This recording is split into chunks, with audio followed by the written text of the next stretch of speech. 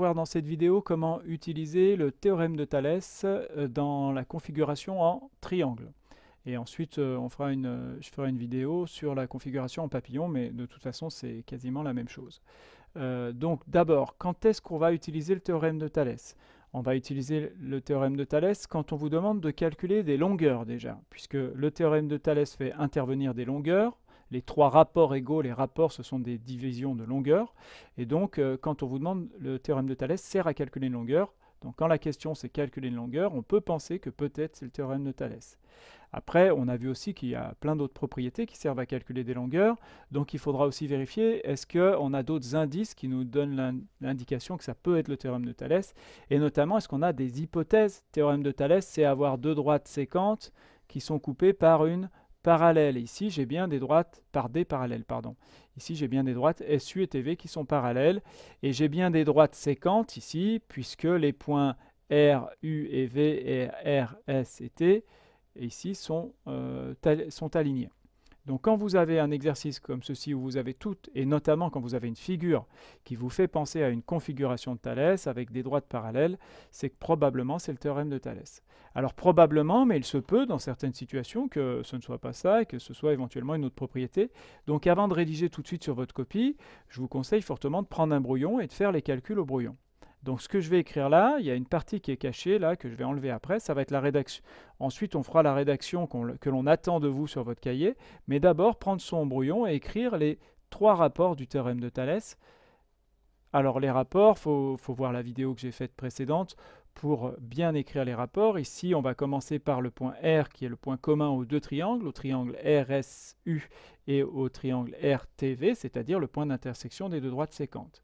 Donc on va écrire les rapports RS sur RT égale RU sur RV, RU sur RV, et ensuite égale, normalement je n'ai pas besoin de regarder ma figure, j'enlève le point R, il reste SU au numérateur, et TV au dénominateur, TV, mais je peux quand même vérifier sur ma figure, SU, c'est la longueur du troisième côté divisé par TV, c'est aussi la longueur du troisième côté dans le grand triangle.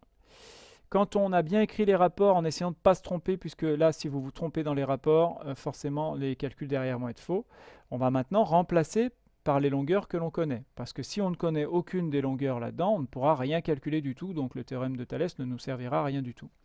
Donc je remplace RS. RS, je ne connais pas, elle n'est pas donnée, justement, ça fait partie des longueurs qu'on me demande de trouver. Sur RT, RT c'est 3 cm, égale RU, c'est 2,5. Sur RV, je ne connais pas RV, c'est la deuxième longueur que l'on me demande de calculer, égale, et SU, ça fait 4 cm sur 5. Alors, pour pouvoir utiliser le théorème de Thalès, il va falloir que sur ces trois rapports-là, il faudra forcément qu'il y en ait un de rapport que l'on connaisse entièrement, c'est-à-dire à la fois le numérateur et le dénominateur.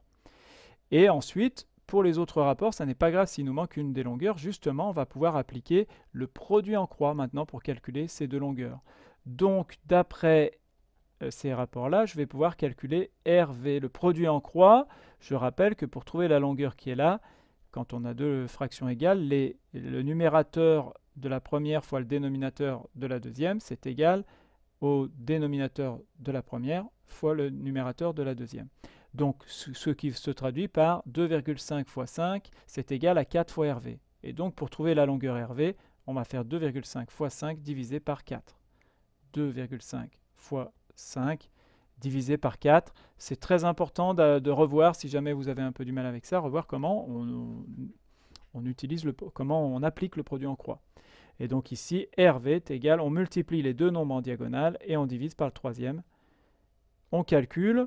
Ici, ça va nous faire, on prend la calculatrice pour faire les calculs, à moins que le calcul soit très facile. Je ne sais pas qu'il est très compliqué ici, mais on va quand même le faire. 2,5, je ne vais pas faire à l'avance, fois 5 divisé par 4, ça nous fait 25 huitièmes, c'est-à-dire 3,125. Alors on peut être un peu étonné de se dire, tiens, il y a beaucoup de chiffres, enfin beaucoup, il y en a 3 après la virgule. Alors soit la division ne se termine pas, auquel cas vous allez être obligé de donner un arrondi. Il faut bien vérifier dans l'énoncé ce qu'on vous demande de donner un arrondi. Là, ce n'est pas le cas. Si on ne vous demande pas de donner un arrondi, très souvent, ça veut dire que la réponse va se terminer, le résultat du calcul. Et donc ici, c'est le cas, et on met bien l'unité, c'est des centimètres, puisque ici, tout était en centimètres. Si des fois, vous aviez un exercice, donc déjà un petit peu plus compliqué, où toutes les longueurs ne sont pas dans la même unité, il faut bien toutes les convertir d'abord dans la même unité. Donc ici, c'est bien des centimètres. Ensuite, pour trouver la longueur RS, on va aussi faire le produit en croix. RS est là. Donc on sait que RS sur 3 est égal à, et maintenant j'ai deux rapports possibles. Soit je mets 2,5 sur RV, maintenant RV je sais que ça fait 3,125. Soit j'utilise 4 sur 5, c'est quand même plus simple d'utiliser 4 sur 5. Et puis imaginons que je me sois trompé au calcul ici. Si j'utilise une réponse fausse pour faire les autres calculs, j'aurais faux aussi forcément. Donc là, pour trouver la longueur RS, on multiplie les deux nombres en diagonale, donc on va faire 3 fois 4. Et on va diviser ensuite par 5. 3 fois 4, ça fait 12. Ici, c'est un peu plus facile. Divisé par 5. Et 12 divisé par 5, ça fait 2,4 cm.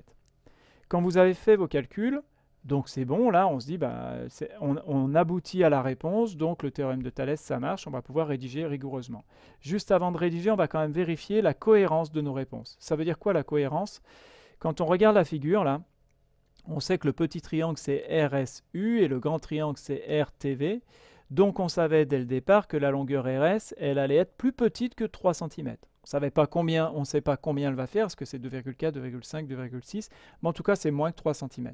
Est-ce qu'on a bien trouvé moins de 3 cm? Oui, RS, on trouve 2,4, donc notre réponse est cohérente. Un élève qui trouverait 2,3, il aura aussi une réponse cohérente, il aura quand même faux, mais il aura une réponse cohérente. Par contre, ce qu'il arrive très souvent, c'est que des élèves se trompent dans les rapports de Thalès ou dans le produit en croix. Et si par exemple un élève avait fait 3 fois 5 divisé par 4, il s'est trompé dans le produit en croix, il va trouver plus que 3 cm. Et donc il doit se douter de son erreur en vérifiant la cohérence de sa réponse. De même, la longueur RV, on voit que forcément elle va être plus grande que la longueur RU. C'est la longueur qui correspond au côté RU, mais dans le grand triangle, donc elle fait plus que RU, elle fait plus que 2,5. Là, on a trouvé 3,125, donc c'est plus que 2,5. Notre réponse est cohérente.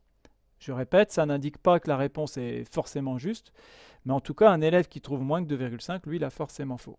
Donc ça peut permettre de voir une erreur que l'on aurait pu faire dans le produit en croix ou dans les rapports de Thalès.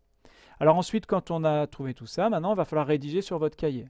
Tout ce qui est écrit ici, là, c'est bon, on va l'écrire sur notre cahier. Mais avant, il va falloir écrire, comme toujours quand on fait de la géométrie, les hypothèses et la propriété. Ces trois rapports que vous avez écrits là, ce n'est pas une formule magique, ce ne sont pas trois rapports c'est pas vous qui avez inventé cette propriété, ça vient du théorème de Thalès, donc on va citer le théorème de Thalès. Donc dans la rédaction, toujours citer avant d'écrire les rapports que c'est d'après le théorème de Thalès, en essayant de bien écrire Thalès avec la bonne orthographe et si possible une majuscule. Ensuite, on va préciser, mais oui, théorème de Thalès, je peux l'utiliser, d'accord, mais dans quelle situation est-ce que je l'utilise n'importe quand? Est-ce que j'ai les hypothèses, les conditions pour utiliser le théorème de Thalès? Et donc là, vous devrez systématiquement bien mettre, est-ce qu'on a des droites parallèles? Oui, d'accord, c'était marqué dans l'énoncé, mais du coup, vous devez le réécrire sur votre copie pour bien préciser que vous avez vérifié cette hypothèse. Et puis la deuxième hypothèse ici, un petit peu moins importante, mais quand même, faut essayer de le mettre, que les points sont bien alignés. RST et RUV sont alignés. Ce sera systématiquement le cas, c'est bien marqué dans l'énoncé, mais il faut l'écrire quand même. Parfois, il sera écrit juste que la droite RT et la droite RV sont coupées par la séquente SU. Si c'est le cas, vous pouvez écrire ça aussi. En tout cas, il faut essayer de l'écrire quand même. Mais au minimum, mettre que les droites sont parallèles, au minimum, mettre d'après le théorème de Thalès, et pour être rigoureux, il faut essayer d'écrire ça aussi. Donc bien écrire ceci, donc je rappelle que ça, ce sont les hypothèses. Voilà, et donc quand on utilise une propriété, on doit toujours vérifier est-ce qu'on a les hypothèses, parce que pas de droite parallèle, alors pas de théorème de Thalès, tout ce qu'on a fait là est faux si jamais les droites ne sont pas parallèles. Et ensuite, écrire le nom de la propriété au minimum, voilà, comme quand on utilise le théorème de Pythagore, on précise d'abord, on sait que le triangle est rectangle puisqu'il faut avoir cette hypothèse-là. Ensuite, d'après le théorème de Pythagore. Et enfin, on écrit l'égalité de Pythagore et on fait les calculs. Là, c'est un peu la même chose. On vérifie qu'on a des droites parallèles et des points alignés. On cite le théorème de Thalès et après on écrit nos rapports et on fait notre produit en croix. Donc voilà la rédaction qu'on attend de vous systématiquement à chaque fois que vous allez devoir utiliser le théorème de Thalès. Et donc il y a pas mal d'endroits où voilà, les erreurs fréquentes, c'est des élèves qui vont oublier une hypothèse, ou les deux, qui vont écrire aucune hypothèse, des élèves qui vont oublier de citer d'après le théorème de Thalès, ou parfois qui vont citer un autre théorème, hein, le théorème de Pythagore, qui vont mélanger un peu. Après, il y a des élèves qui peuvent se tromper dans les 3 rapports de Thalès, donc bien regarder la vidéo sur les rapports de Thalès pour bien comprendre comment on écrit ces rapports. Ne pas se tromper évidemment quand on remplace les longueurs, et puis ne pas se tromper surtout dans le produit en croix, donc là aussi c'est assez fréquent que des élèves se trompent dans le produit en croix. Donc, mais sinon, après, quand vous regardez cette rédaction, c'est quand même, c'est pas très long, hein. Le plus long, c'est d'écrire les hypothèses et la propriété. Et quand vous aurez fait plusieurs exercices, ça deviendra quand même un réflexe de faire ces calculs-là. Voilà.